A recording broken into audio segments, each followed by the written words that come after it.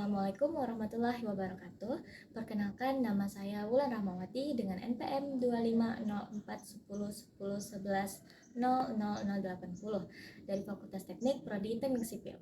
Pada kesempatan kali ini, saya akan menjelaskan mengenai hubungan tiga fase tanah serta penjabaran rumus yang terdapat dalam hubungan volume dan berat tanah dalam mekanika tanah. Sebagai langkah awal, kita akan membahas konsep tiga fase tanah. Tanah terdiri dari tiga fase. Yang pertama, butiran padat atau solid, merupakan butiran padat tanah yang saling berinteraksi terbentuk dari mineral hasil pelapukan batuan. Kedua, air atau water, yaitu sebagai pengisi rongga di antara butiran padat. Dan yang ketiga, udara atau air, sebagai pengisi rongga yang tidak terisi air. Selanjutnya, kita akan masuk ke diagram tiga fase tanah untuk memahami hubungan antar fasenya. Secara volume, volume total tanah atau V adalah hasil penjumlahan dari volume butir padat atau Vs, volume air atau Vw, dan volume udara atau Va. Kita juga dapat menyederhanakannya menjadi volume butiran padat ditambah volume pori atau Vv, di mana volume pori merupakan jumlah dari volume air dan volume udara. Sedangkan secara berat total atau W merupakan penjumlahan dari berat butir padat atau Ws dan berat air atau Ww. Berat udara atau Wa dianggap nol dalam perhitungan mekanika tanah karena nilainya yang sangat kecil dan tidak signifikan. Selanjutnya, kita bahas parameter-parameter yang menggambarkan hubungan antara volume dan berat di dalam tanah. Pertama, angka pori. Angka pori atau E adalah perbandingan antara volume pori dengan volume butiran padat. Nilai E dihitung dengan rumus volume pori atau Vv dibagi dengan volume padatan atau Vs.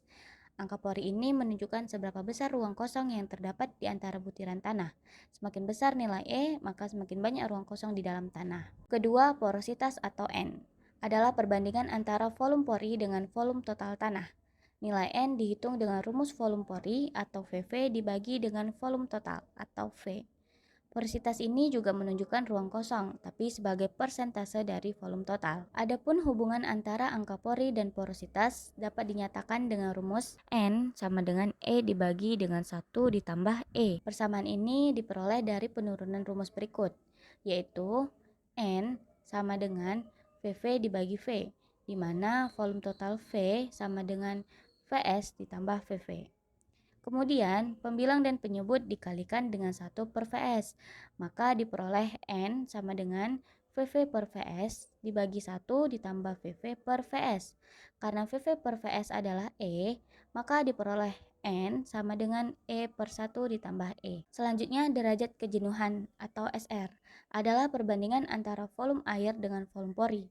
Nilai SR dihitung dengan rumus volume air atau Vw dibagi dengan volume pori atau Vv.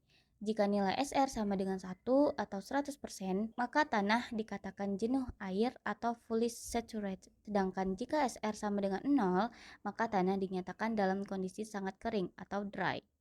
Hal ini dapat dilihat pada tabel berdasarkan nilai derajat kejenuhannya. Selanjutnya, kadar air atau W adalah perbandingan antara berat air dengan berat tanah kering. Nilai kadar air dihitung dengan rumus berat air atau Ww dibagi dengan berat butir padat atau Ws dikali 100%. Selanjutnya berat isi tanah. Yang pertama ada berat isi total atau berat isi basah. Nilainya dihitung dengan rumus berat total atau W dibagi dengan volume total atau V. Kedua, berat isi kering. Nilainya dihitung dengan rumus berat butir padat atau Ws dibagi dengan volume total atau V. Sedangkan berat isi jenuh nilainya dihitung dengan rumus berat jenuh dibagi dengan volume total, di mana berat jenuh merupakan jumlah dari berat padatan dan berat air saat seluruh pori terisi air, atau SR sama dengan 100%. Berat jenis atau GS adalah perbandingan berat butir padat terhadap berat air dalam volume yang sama. Nilai GS dihitung dengan rumus berat isi butiran padat atau gamma S dibagi dengan berat isi air atau gamma W, di mana berat isi air nilainya 9,81 kN per meter kubik. Berat jenis membantu kita memahami kepadatan relatif partikel tanah, bukan keseluruhan massa tanah. Nilai berat jenis ini dapat dilihat melalui tabel nilai berat jenis untuk berbagai jenis tanah. Berikut adalah hubungan antara derajat kejenuhan, angka pori, kadar air, dan berat jenis. Dapat dinyatakan dengan rumus SR dikali E sama dengan W dikali GS. Persamaan ini diperoleh dari penurunan rumus berikut.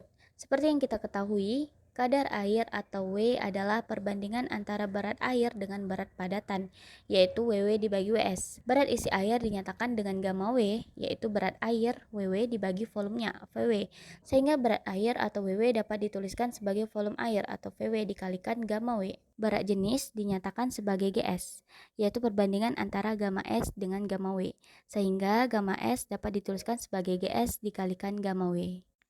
Sedangkan berat padatan dinyatakan dengan gamma S, yaitu berat padatan atau WS dibagi volumenya, sehingga berat padatan dapat dituliskan sebagai VS dikalikan gamma S. Karena gamma S sama dengan GS dikali gamma W, maka WS dapat dituliskan menjadi VS dikali GS dikali gamma W. Selanjutnya, kedua hubungan tersebut kita substitusikan ke dalam rumus kadar air, sehingga diperoleh W sama dengan VW dikali gamma W dibagi VS dikali GS dikali gamma W. Kemudian, gamma W pada pembilang dan penyebut dapat disederhanakan, sehingga diperoleh W sama dengan VW dibagi VS dikali GS. Selanjutnya, derajat kejenuhan dinyatakan sebagai SR, yaitu perbandingan antara volume air atau VW dengan volume pori atau VV. Dari persamaan tersebut, VW dapat dituliskan sebagai SR dikalikan dengan VV. Sedangkan angka pori dinyatakan sebagai E, yaitu perbandingan antara volume pori atau VV dengan volume butir padat atau VS.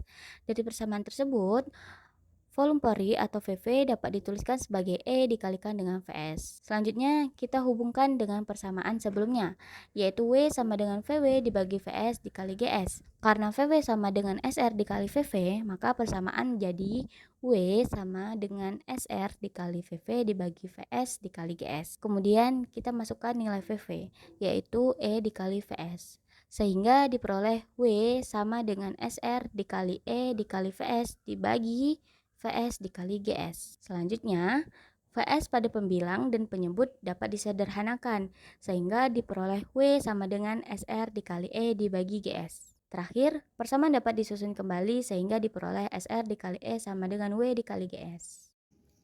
Demikian penjelasan yang dapat saya sampaikan mengenai hubungan tiga fase tanah dan penjabaran parameter-parameter penting dalam mekanika tanah. Terima kasih atas perhatiannya. Wassalamualaikum warahmatullahi wabarakatuh.